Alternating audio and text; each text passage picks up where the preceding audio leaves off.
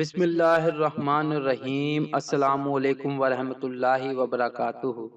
فریضہ حج ادا کیجیے۔ حضرت ابو ہریرہ رضی اللہ عنہ سے روایت ہے کہ رسول اللہ صلی اللہ علیہ وآلہ وسلم نے ایک دن خطبہ دیا اور اس میں ارشاد فرمایا، اے لوگو، بلا شبہ اللہ تعالیٰ نے صاحب استطاعت ہونے کی صورت میں تم پر حج فرض کیا ہے، لہٰذا تم لوگ اس کو ادا کیا کرو۔